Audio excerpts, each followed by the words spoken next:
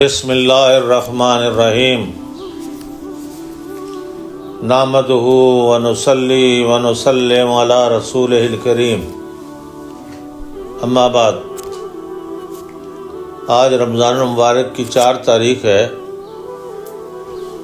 اور 1445 ہجری کا یہ رمضان المبارک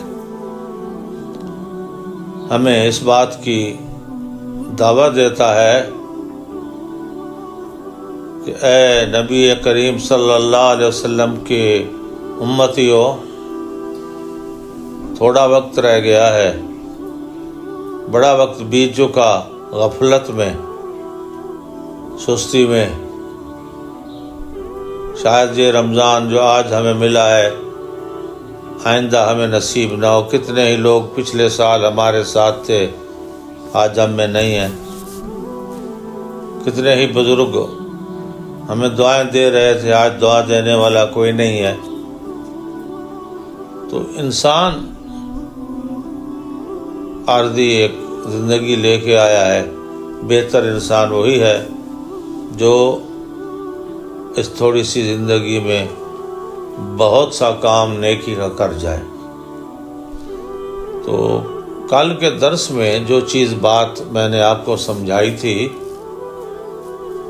کہ اللہ کے جو نیک اور برگزیدہ بندے ہوتے ہیں، دیکھنے میں، رہن سہن میں، کھانے پینے میں، اعضاء میں ہماری طرح ہوتے ہیں، لیکن مولانا روم کہتے ہیں ان کو اپنے پہ قیاس نہ کرو۔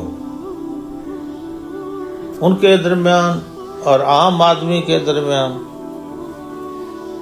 اتنا فرق ہوتا ہے کہ جتنا آپ لفظوں میں آسمان زمین کا فرق دیکھتے ہیں۔ شیر اور شیر دونوں لفظ ایک جیسے ہیں۔ شیر دودھ کو کہتے ہیں، شیر ایک درندہ ہے جو آدمیوں کو پھاڑ کھاتا ہے۔ تو آپ اگر کہیں کہ یہ دیکھے دونوں الفاظ ایک جیسے ہیں، الفاظ تو ایک جیسے ہیں لیکن خاصیت میں جو زمین و آسمان کا فرق ہے۔ اسی طرح مولانا روم نے دوسری مثال دی تھی کہ اللہ کے جو نیک اور برگزیدہ بندے ہیں وہ اللہ کے ولی اور دوست ہوتے ہیں، اور وہ اللہ کی طرف سے عنایات اور قدرتوں کے مالک ہوتے ہیں۔ اگر وہ اللہ سے کچھ مانگے اللہ ضرور عطا کرتا ہے، اور اگر وہ کسی کے لیے پناہ اور دعا مانگے اللہ تعالیٰ انہیں پناہ اور ان کے گناہوں کو معاف فرماتا ہے۔ آج اسی مضمون کو آگے چلاتے ہیں۔ اولیاء اللہ کی شان اور منزلت اللہ کے نزدیک بے پایاں ہے۔ اس کا اندازہ اس بات سے آپ لگائیں، اولیاء اطفال حق اندے پسر، اولیاء اطفال حق اندے پسر، غائب و حاضر بس باخبر۔ مولانا فرماتے ہیں کہ اللہ کے اولیاء ہوتے ہیں نا، جس کی مثال ایسے ہے گویا کہ یہ اللہ کے کنبہ ہے اور اللہ کی اولاد ہے۔ غائب و حاضر باخبر، جس طرح باپ بیٹے کے حاضر و غائب سے باخبر ہوتا ہے، اس کی عادات اور اس کے افعال کا وہ ضامن ہوتا ہے، فرمایا اللہ بھی ان کے حال و ماضی سے باخبر ہر وقت ہوتا ہے اور ان کے افعال اور اقوال کا ذمہ دار ہوتا ہے۔ اگرچہ اللہ لم یلد ولم یولد ہے، لیکن اللہ نے ہی تو، اللہ کے نبی نے فرمایا، سمجھے نا، کہ الخلق عیال اللہ، سمجھے نا، یہ خلق اللہ کا کنبہ ہے۔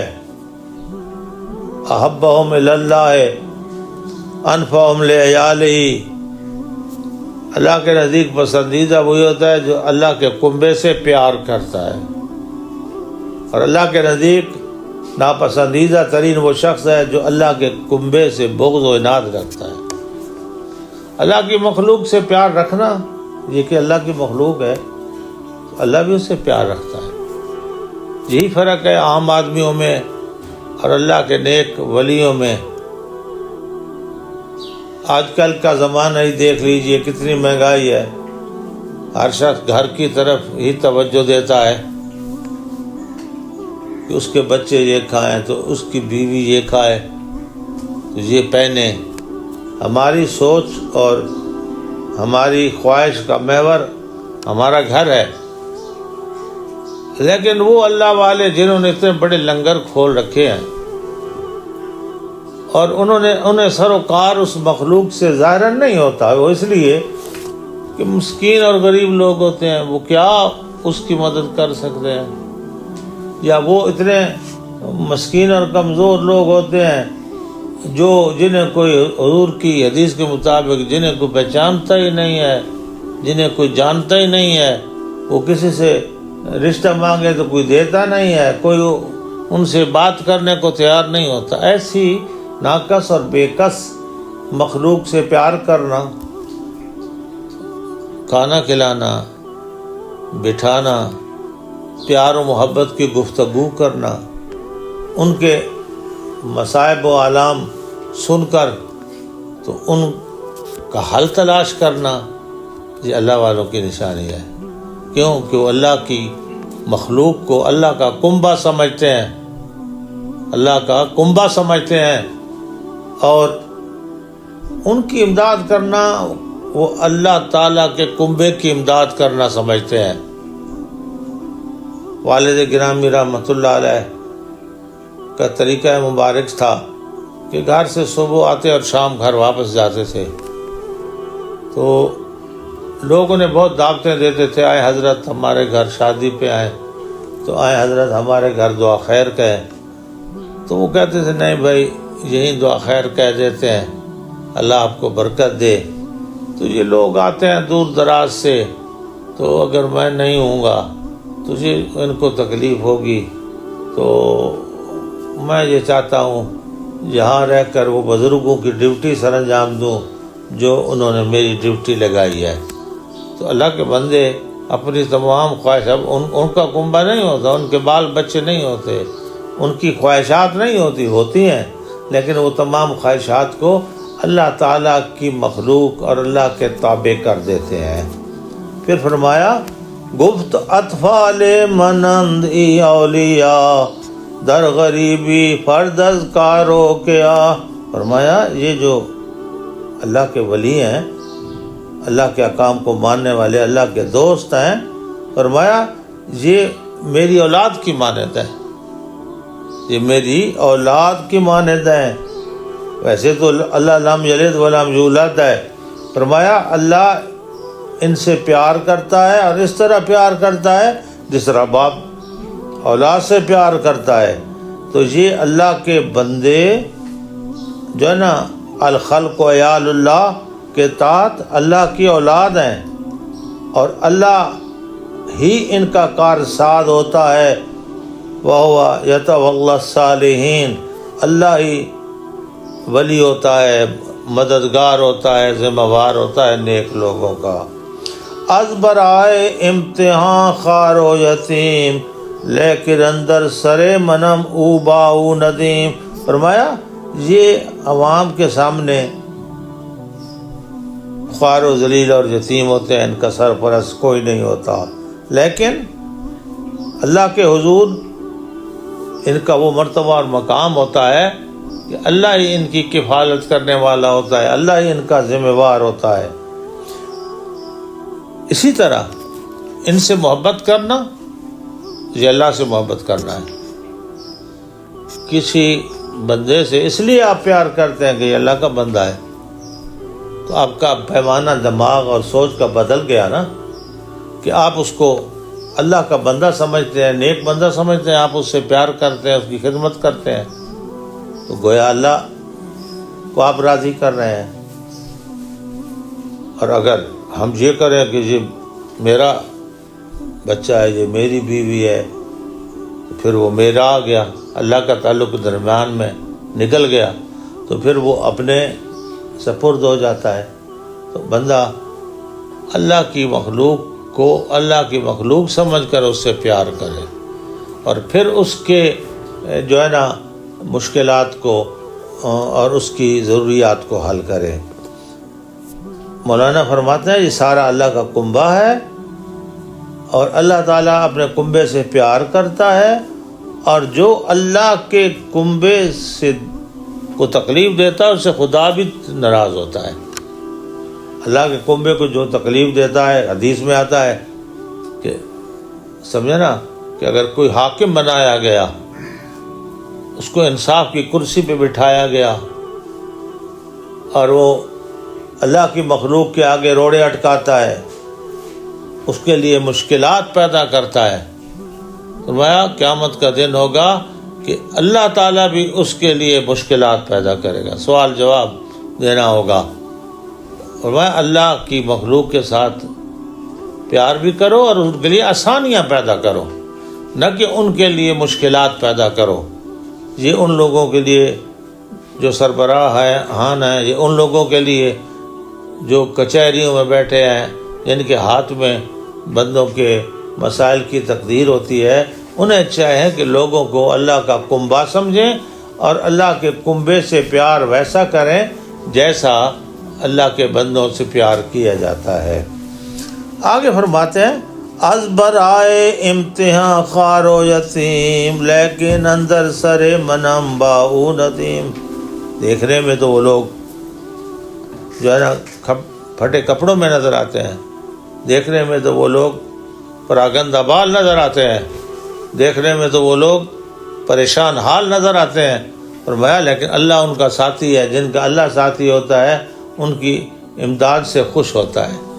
پھر آپ فرماتے ہیں دیکھ لیں، اسی کے ساتھ آپ نے حضرت اویس کرنی کا ذکر جوڑ دیا۔ اویس کرنی کون تھے؟ آنکھ یا بدبوئے رحماز یمن، آنکھ یا بدبوئے رحماز یمن، چون یا بدبوئے باطل رازمن۔ فرمایا ایک دن نبی کریم مصلی پہ بیٹھے، آپ نے اپنا رخ انور یمن کی طرف پھیر دیا۔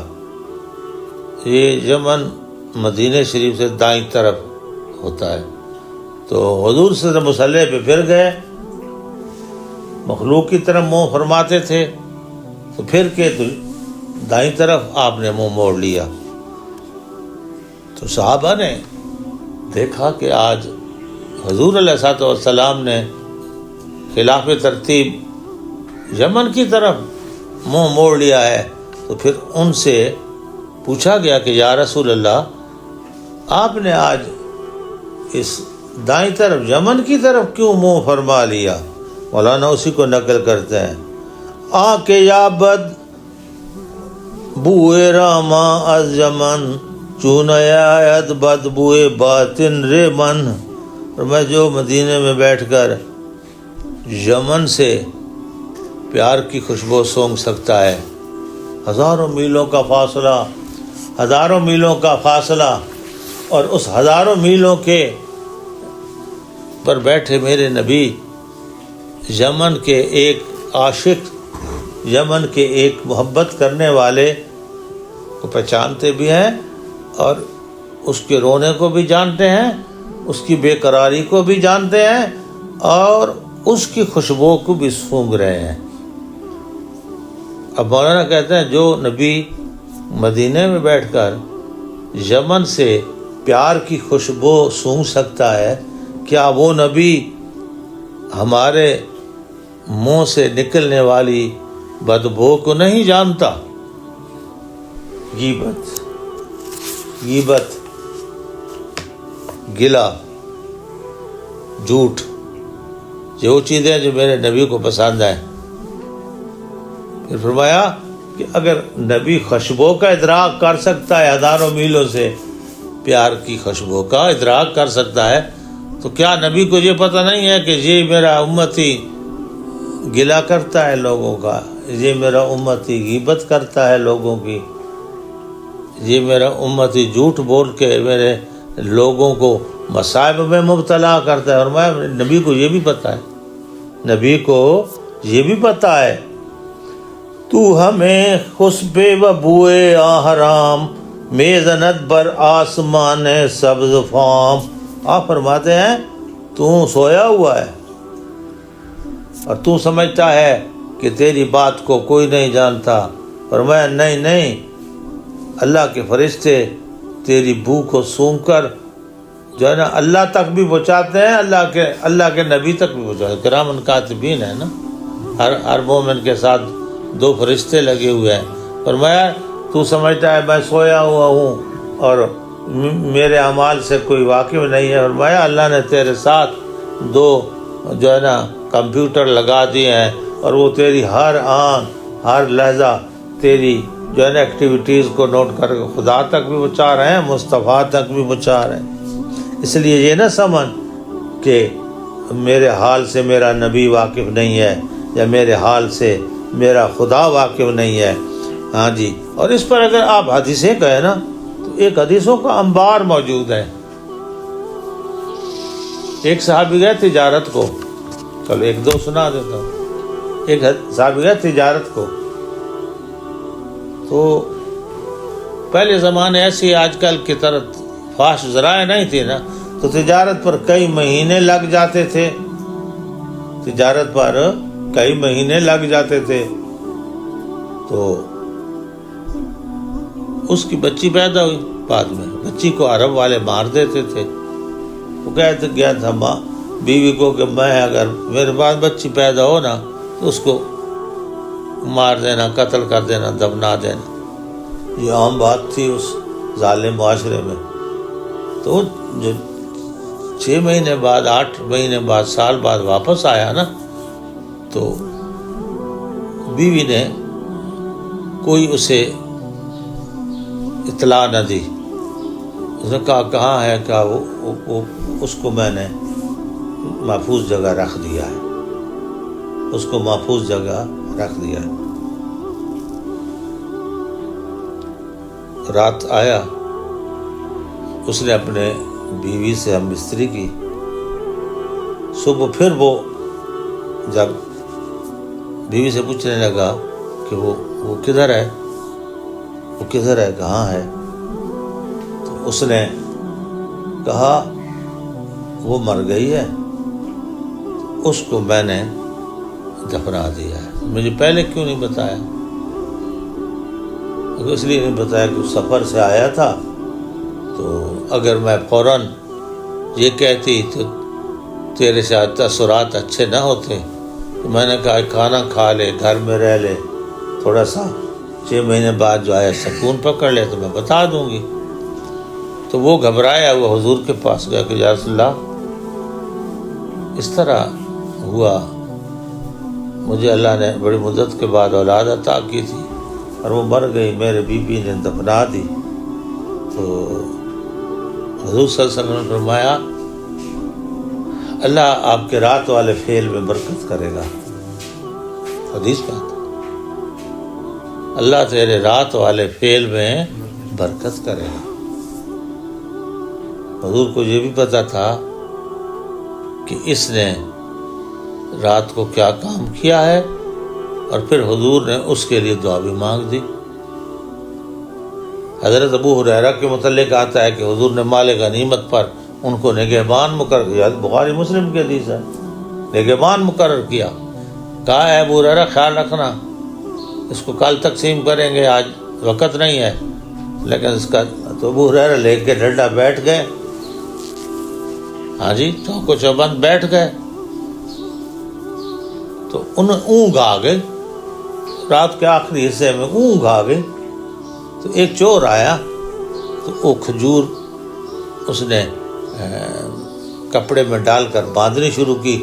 ابو ہریرہ جاگ گئے, وہ جا کے پکڑ لیا. اے ظالم, تو حضور صلی اللہ علیہ وسلم کی امانت میں خیانت کر رہا ہے, میں تجھے بھی باندھتا ہوں اور صبح حضور کی خدمت میں لے جاؤں گا.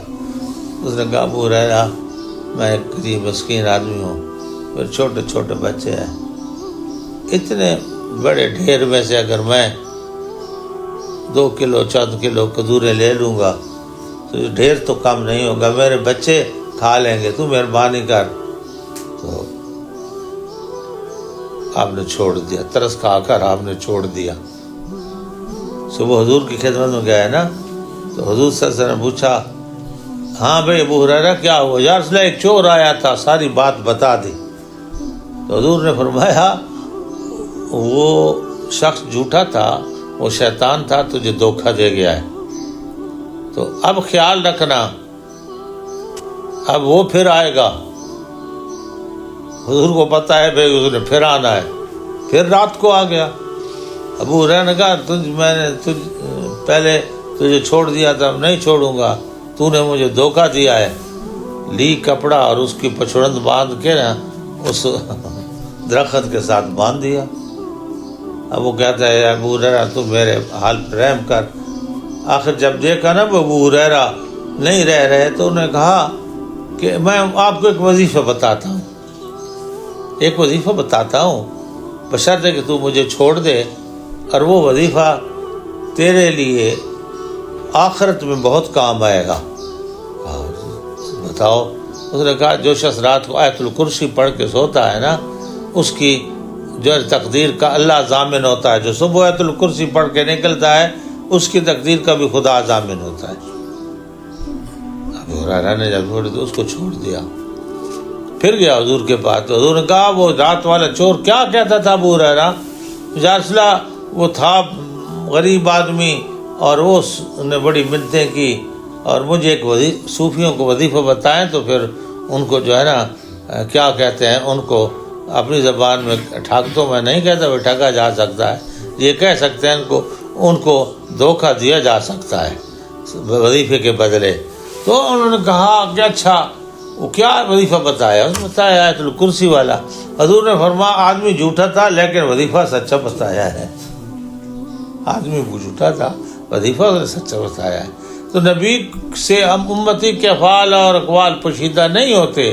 کبھی یہ نہ سمجھنا کہ اللہ کے ولی جو بات نہیں کرتے انہیں حال کا علم نہیں ہوتا. حال کا علم ہوتا ہے لیکن اللہ کی طرف سے وہ بتانے کے مکلف نہیں ہوتے. اسی طرح نبی کو بھی علم ہوتا ہے لیکن نبی کبھی یہ ہے نا اس کو بتانے کی اللہ کے رازوں کی اجازت نہیں ہوتی. تو میں جو نبی 2000 میل پر بیٹھے مدینے میں جو ہے نا پیار کی خوشبو سونگھ سکتا ہے، کیا وہ نبی تیرے اعمال بدعمالی کی بدبو نہیں سونگھ سکتا؟ اور میں سونگھ سکتا ہے، لیکن وہ نبی اتنا جو ہے نا رحمت عالم ہے، وہ نبی اتنا جو ہے نا امت کے اعمال پہ پردہ دینے والا ہے کہ نبی کو علم بھی ہوتا ہے. علم ہونے کے بعد بھی وہ امت کو بے پردہ نہیں کرتا اور جو ہے نا اس سے پیار کرتا ہے. آمین. الحمدللہ رب العالمین والعاقبۃ المتقین والصلاۃ والسلام علی رسول محمد وآلہ وصحبہ اجمعین. یا اللہ یہ ہمارا بیٹا تیری رضا کے لیے ہے، یا اللہ اس کو قبول فرما. یا اللہ یہ مثنوی مولانا روم جو معرفت کا خزانہ ہے، جو نصائح کا ایک پند و نصائح کا ایک پورا جو ہے نا خزانہ ہے، یا اللہ ہمیں اس سے استفادہ علمی کرنے کی توفیق عطا فرما. یا اللہ مولانا کے اقوال اور افعال جو انہوں نے انگریزی سے لکھے ہیں اس پر عمل کرنے کی توفیق عطا فرما. اجمعین برحمتک.